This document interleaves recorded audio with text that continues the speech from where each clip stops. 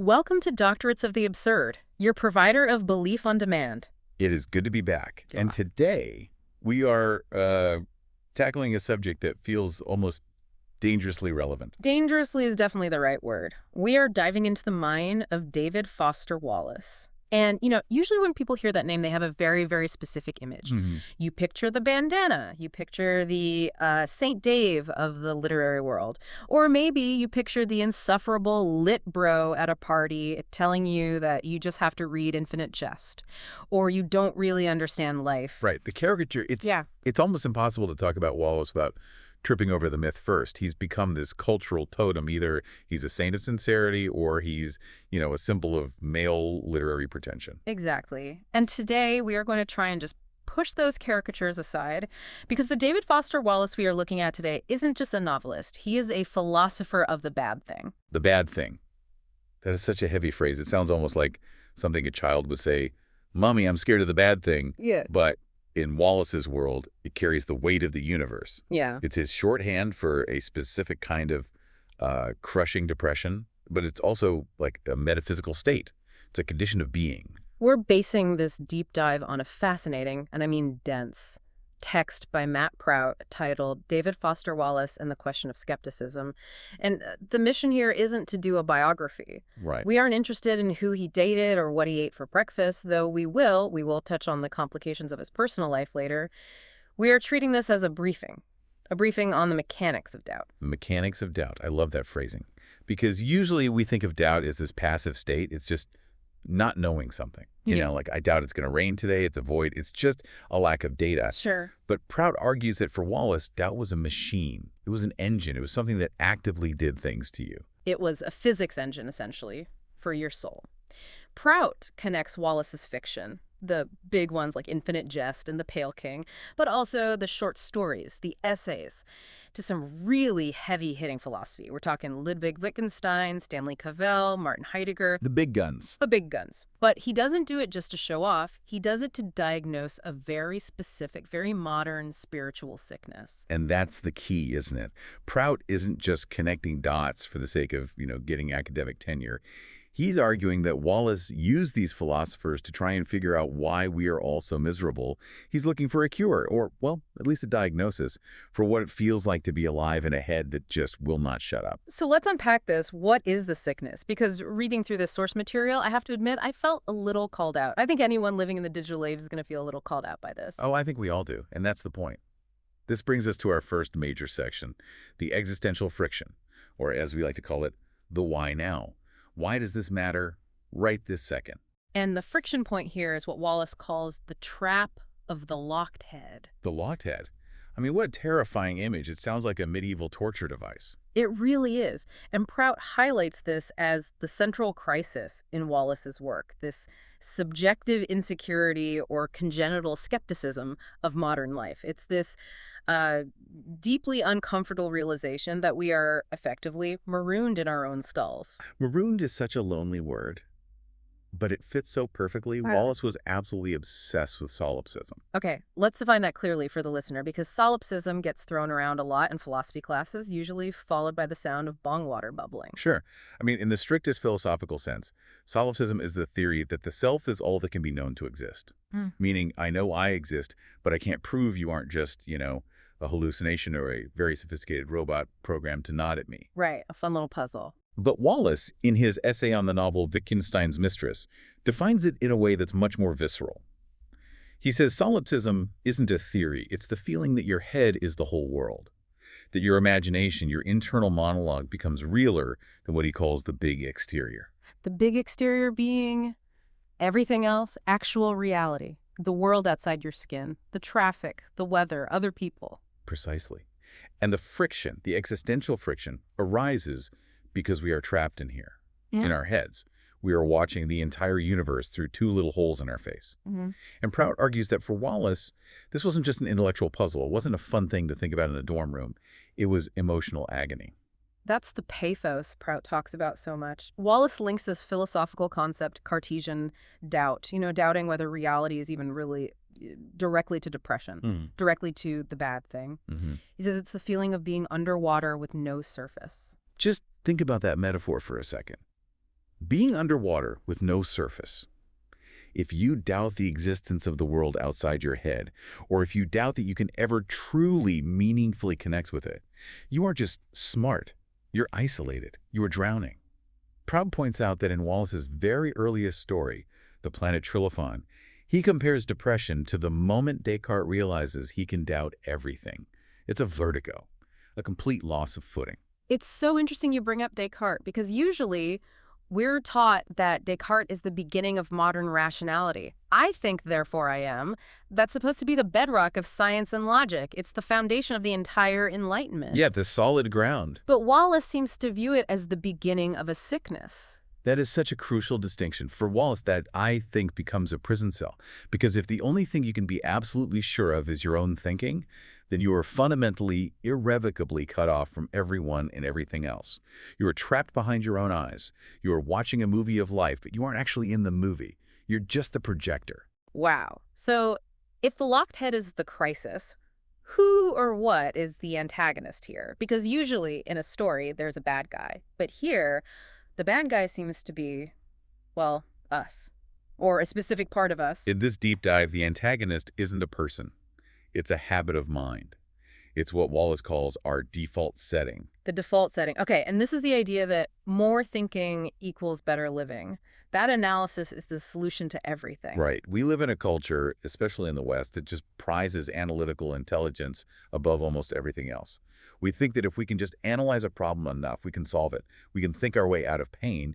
If I'm sad, I just need to figure out why I'm sad, categorize it, dissect it, put it in a little box, and then I'll be fine. But Wallace just flips that table completely. He argues that abstraction is dangerous. Dangerous and deeply weird. Prout cites Wallace's book on infinity, everything, and more. Now, this is a history of infinity as a mathematical concept, George Cantor and all that stuff. But in the introduction, Wallace makes this startling claim. Yeah. He says that poets don't go mad. Mathematicians go mad. Logicians go mad. That goes completely against the stereotype of the tortured artist, doesn't it? We usually think of the drunk poet or the erratic painter cutting off his ear. We think of the scientist as the stable, rational one. Totally. G.K. Chesterton said the same thing, that chess players go crazy, not creative artists. Wallace argues that high-level abstraction, the act of pulling yourself away from the real messy world to live in the world of pure concepts, is toxic to the human animal. Because when you live in abstraction, you leave the earth. You leave the body. This is the smart trap. If you're what he calls a snoot or an intellectual, you use your brain to distance yourself from pain. You analyze your feelings instead of just feeling them. But Wallace is saying that that distance, that is the pain. That's the recursive nightmare. And we see this so clearly in his critique of postmodern irony. This is a huge part of Prout's analysis, and we really need to spend a minute here because irony is another one of those words we just use without thinking. Yeah, when we say irony today, we usually just mean sarcasm or, pointing out that something is lame or wearing a T-shirt for a band you actually hate. And for Wallace, irony was a specific cultural tool that became a weapon. Think about TV in the 90s or, frankly, Twitter today. Irony is a tool of the intellect.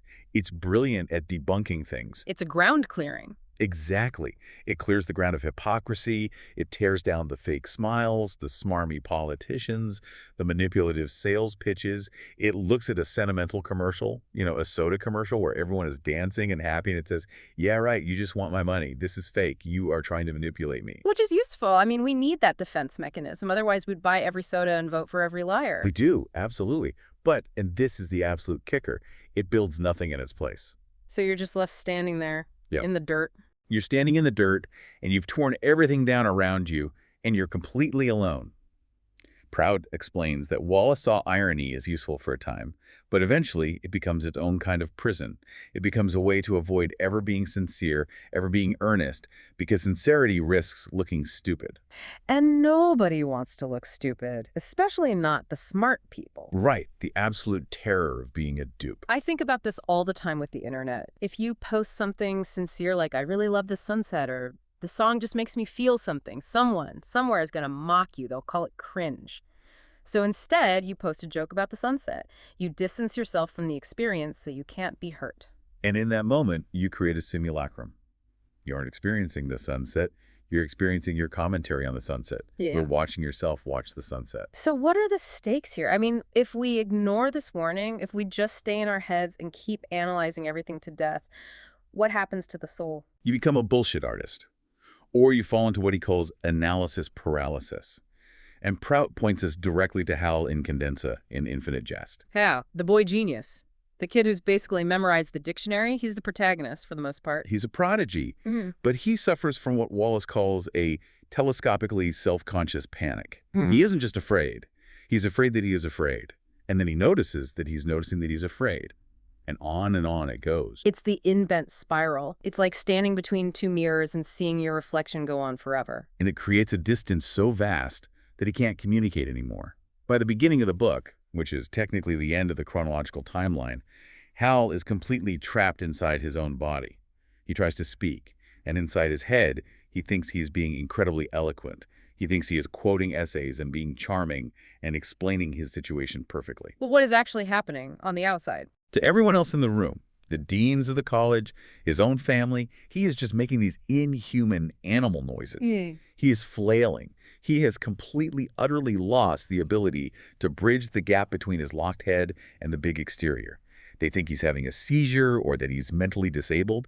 That is the ultimate cost. That is horrifying. It's not just mental, it's physical. It prevents you from functioning in the world. It prevents you from getting out of bed.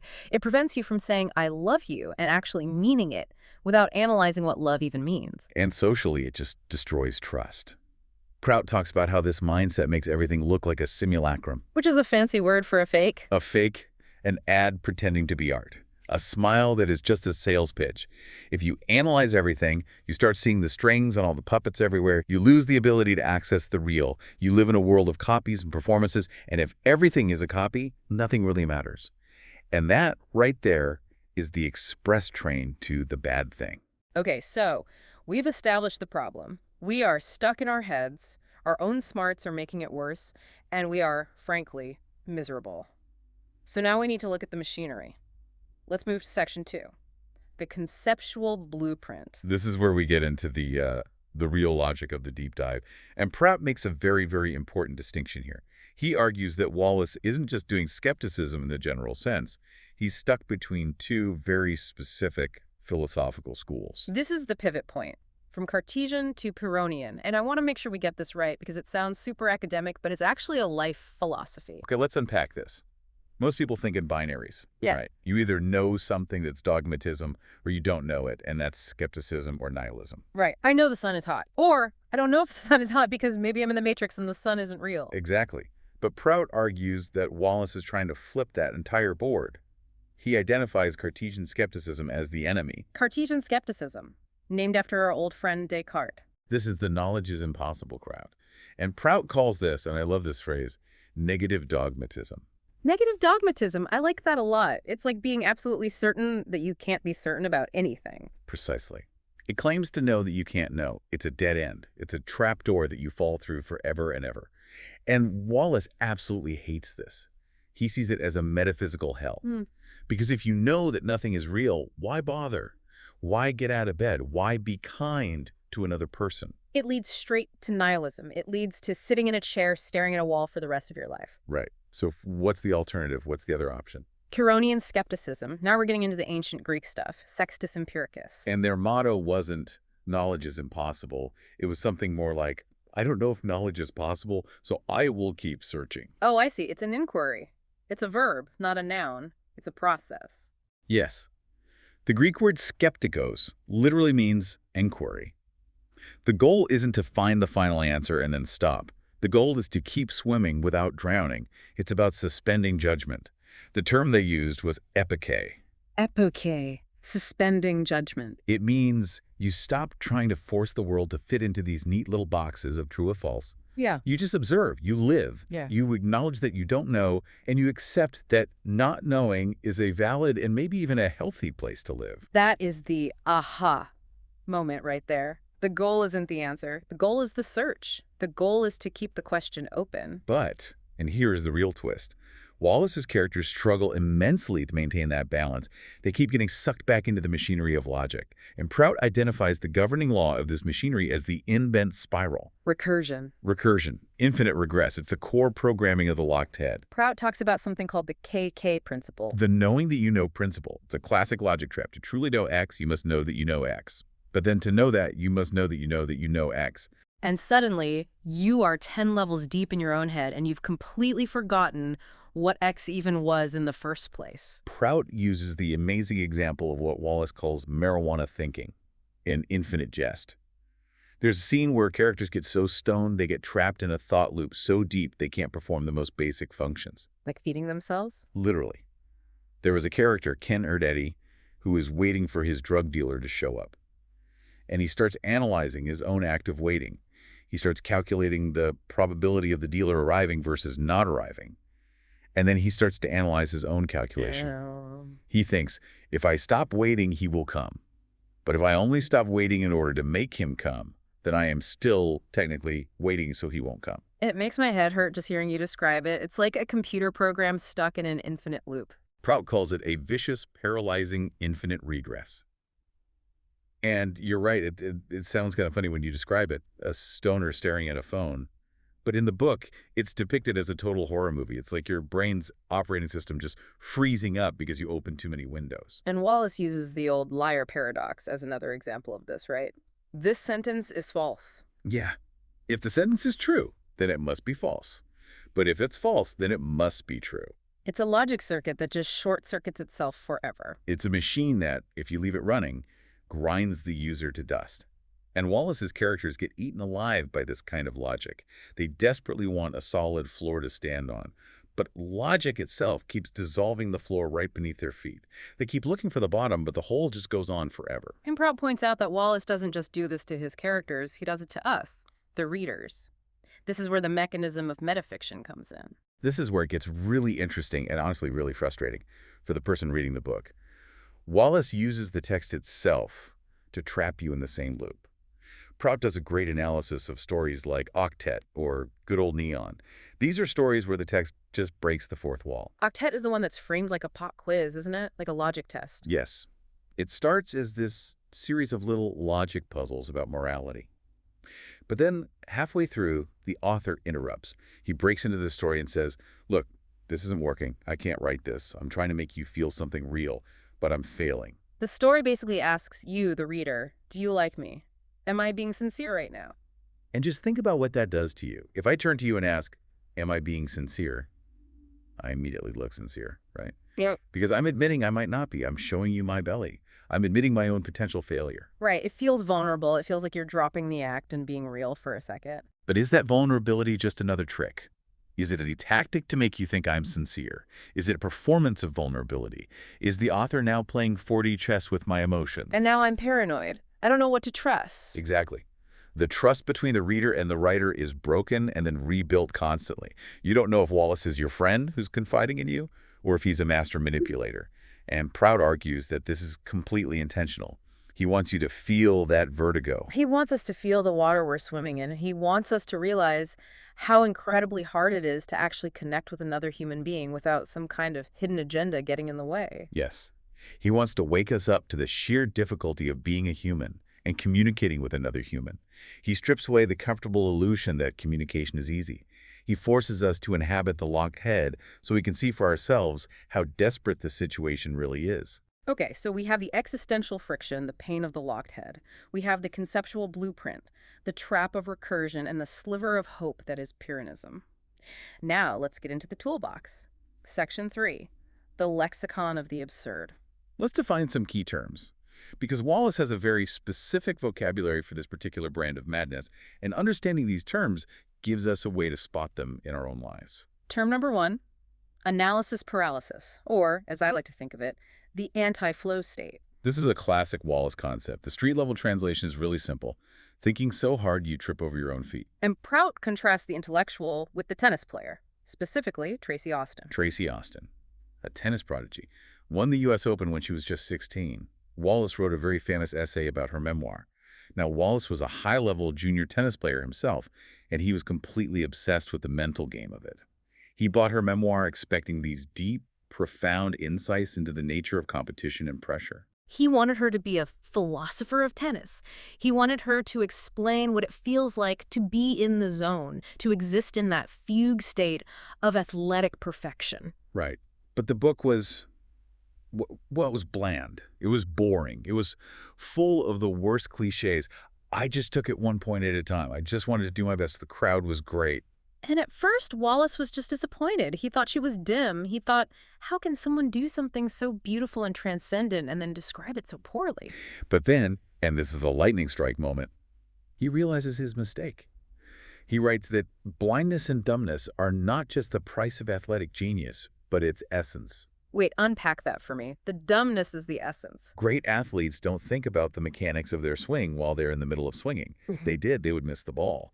They are blind and dumb to the theory because they are totally immersed. They are swimming in the practice. Their head is empty so their body can do its work. This connects directly to Heidegger, doesn't it? The philosophy stuff. It does. Prout brings in Heidegger's distinction between seeing and swimming. Seeing is theoretical. You look at the hammer. You study the hammer's weight, its wooden handle, its center of gravity. You conceptualize the hammer. But swimming is practical. You use the hammer. And when you're using the hammer, you don't actually see it as a hammer. It just becomes an extension of your hand. You're focused on the nail, not the tool. Exactly. The intellectual looks at the hammer and writes a dissertation on it. The athlete uses the hammer to build a house. And Wallace's crisis is that he is an intellectual who desperately wants to be the athlete. He wants to stop seeing and just start swimming. But his brain won't let him. He's the guy who is analyzing the chemical composition of the water while he's drowning in it. Perfectly put. And he envies Tracy Austin because her head isn't locked. She is pure action. She isn't separated from the world by this thick layer of analysis. She is connected to the big exterior in a way that he can never be. Okay, that makes sense. Term number 2 in the lexicon, fideism. Fideism. This can be a tricky one. It's basically skeptical faith. Street translation. Believing in God or magic because your brain broke. That's a bit harsh, but actually, yeah, that's pretty accurate from a certain point of view. Prout analyzes the famous "This is Water" speech, the Kenyan commencement address. Right, the one everyone quotes on Facebook, the fish story. 2 young fish are swimming along. And an older fish swims by and says, "Morning, boys, how's the water?" And the 2 young fish swim on for a bit, and then finally one of them looks at the other and says, "What the hell is water?" It's a great story. But Prout says we usually miss the deeper point. We think it's just a nice little reminder to pay attention. The real, much harder point Wallace makes is that reason runs out. Logic leads to that in-bent spiral we talked about. It leads you right to the edge of a cliff. So if logic fails, how do you live your life? You have to jump. You have to choose a belief template arbitrarily. You can't reason your way to meaning. You have to choose to see meaning. In that speech, he talks about being in a crowded, awful grocery store. You're tired, the line is long, the lady in front of you is screaming at her kid. And the default setting is to be annoyed, to think, I am the center of the universe and all these other people are just in my way. Right. But Wallace says you can choose to think differently. You can choose to imagine that the screaming lady has a dying husband at home. You can choose to see the whole frustrating situation as sacred instead of profane. And Wallace argues that the devout atheist is just as religious, just as much of a believer as the fundamentalist in this regard. Yes, this is a crucial point. Wallace argues that the atheist who claims to follow only reason is actually a prisoner of their own certainty.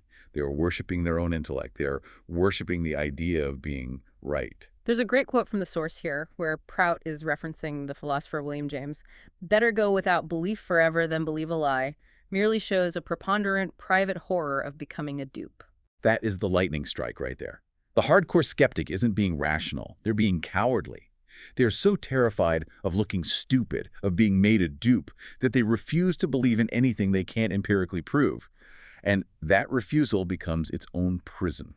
So fideism isn't about blind faith in a man in the sky. It's about the pragmatic choice to believe in some kind of meaning, because the only alternative is suicide or despair. Exactly. It's faith as a survival mechanism.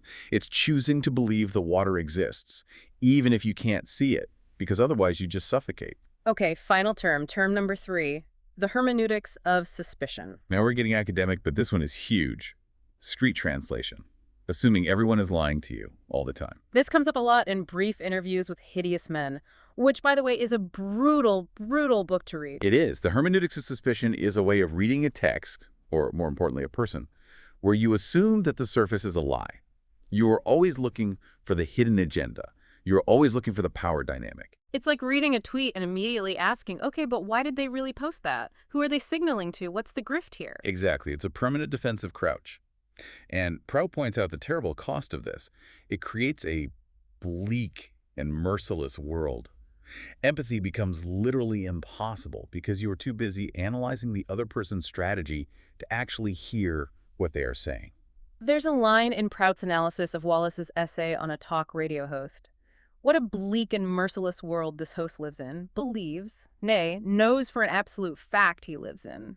And when you assume everyone is an enemy or a manipulator, you create a world where that becomes true. You project your own suspicion onto everyone else. It's a self-fulfilling prophecy of loneliness. If I assume you are trying to trick me, I will never trust you. And if I never trust you, we can never truly connect. So we have the diagnosis, we have the machinery, we have the vocabulary. Now we need the payoff. Let's get to section 4. The intellectual aftershock. What do we do with all this? We need to look at how Wallace tries to escape this trap, or if he even thinks it's possible. And Prout points us to a late short story called All That. It was published in The New Yorker right after he died. The hallucination. The story of the cement mixer. This is such a vivid, heartbreaking image. Yeah. In the story, the narrator remembers being a child, and he believes his toy cement mixer is magic. Magic how? Like it talks to him or something? No, it's more subtle, more maddening. He believes the drum rotates only when he isn't looking at it. That is the most frustrating kind of magic imaginable. It's basically quantum mechanics for toddlers. Yeah. But the child is obsessed. He spends hours and hours setting up mirrors, trying to turn his head super fast, just trying to catch it in the act of spinning. And he fails, obviously. He fails. But here is the clash, the real friction of the story. The father is a devout atheist. There's that term again. He sees this whole obsession as a mania for empirical verification. He thinks the kid is a budding scientist, testing a hypothesis. He's proud of him. He thinks, my son is a true rationalist. But that's not what the kid is doing at all. The kid sees it as magic. Right. The kid sees it as religious. The reality is that you cannot verify the most important things in life. You cannot empirically verify God. You cannot empirically verify love. You cannot verify the interiority of another human being. Because the very act of looking for proof changes the thing you're looking at. It destroys it. The act of looking for proof destroys the thing you are looking for. If you demand absolute proof that your partner loves you, if you spy on their texts, if you set up little tests for them, you are destroying the trust that is the love. You are right back in the hermeneutics of suspicion. You're back in the locked head trying to analyze your way to a feeling. Exactly. The child in the story eventually realizes, I wanted to verify that I could not. He wanted to prove to himself that there was still mystery in the world. He wanted the magic to be real, which meant that he couldn't ever see it. He wanted to preserve the mystery against his father's suffocating logic. That is beautiful and incredibly tragic. It's the desire to believe that the world has a soul, even when your own brain tells you it's just gears and springs and cold equations. And that leads us to a very difficult, very necessary part of this whole discussion. Prout calls it the asshole factor. Yeah. We have to address the elephant in the room. We can't talk about DFW in 2024 without talking about the man himself. We have to. For a long time, Wallace was St. Dave, the gentle genius, the shy, tortured guy with the bandana. But in recent years, especially with the hashtag #MeToo movement and the memoirs that have come out, specifically from the writer Mary Carr, that image has completely shattered. Allegations of serious abuse, manipulative behavior, stalking, throwing a coffee table at her. It's ugly, ugly stuff. It is indefensible stuff. And Prout addresses this head on. He discusses how critics like Amy Hungerford and Mary Kay Holland have completely reevaluated him. They don't trust him anymore. They look at his work now and say, this isn't philosophy. This is a predator making excuses for himself. So how does Prout reconcile the philosophy with the man? Does he even try to? This is the real twist. Prout argues that Wallace's work predicted this. The books themselves are about men who use their vulnerability to manipulate women. Brief interviews with hideous men. It's right there in the title. Exactly. Those interviews are just full of these guys who say, oh, I'm so broken, I'm so messed up, I have so many feelings, just to get a woman to trust them. They weaponize their own sadness. It's the sincere pickup line. I'm not like other guys. I have feelings. It's a performance of sincerity. And Prout argues that the books demand that you distrust them. If you trusted Wallace blindly, if you bought into the whole St. Dave myth, hook, line, and sinker, you were missing the entire point of his philosophy. You were being a dupe. That is a fascinating and very challenging take. So the lesson isn't to trust the author. The lesson is to trust the inquiry. Trust the doubt. The books are warnings. They're warning you about the very kind of mind that created them. Wallace was wrestling with his own worst demons on the page. He knew on some level that he was one of the hideous men, and he wrote about the horror of being that man. That's heavy. But it makes a certain kind of sense. It turns the books into a sort of vaccine against their own creators' worst tendencies. In a way, yes. It forces the reader to grow up, to stop looking for a guru or a saint, and to start looking at the messy, complicated mechanics of human selfishness and connection. So let's try to distill this. We've gone through the philosophy, the vocabulary, the controversy. We want to leave the listener with some viral hooks, some challenges they can carry into their week. Prout's analysis gives us 3 really big ones. Okay. Hook number 1. You are worshiping something right now. There is no such thing as not worshiping. Everybody worships. If you think you aren't religious, you are probably worshiping your intellect or your body or your money. And Wallace's point is that those gods will eat you alive. If you worship your intellect, you will always feel like a fraud. If you worship your body, you will always feel ugly. You have to consciously choose a God that allows for forgiveness and connection. Hook number 2. Your fear of being duped is a prison cell. We are so terrified of looking stupid, of being fooled, that we refuse to be sincere. We refuse to trust. And that fear, that defense mechanism, keeps us from ever truly knowing another human being. We choose the safety of loneliness over the risk of being fooled. And Wallace says, take the risk. Look like a fool. It's the only way to ever be free. And hook number 3. Cynicism isn't wisdom. This is the big one for the internet age, isn't it? We think that being cynical makes us smart. We think rolling our eyes at everything makes us superior. Yeah. But Wallace argues it's just a lazy, cowardly way to feel safe. It's always easier to tear things down than it is to build them up. It's always easier to see the hammer than it is to swim with it. Exactly. So where do we end this? What is the final parting shot? Prout takes us to the political essays. To host an Up Simba, Wallace looks at the shouting match of modern politics. He looks at the dogmatism, the shouty radio hosts who are absolutely certain they are right. And he looks at the relativism, the postmodern idea that everything is just spin and there is no truth. And he completely rejects both of them. He does.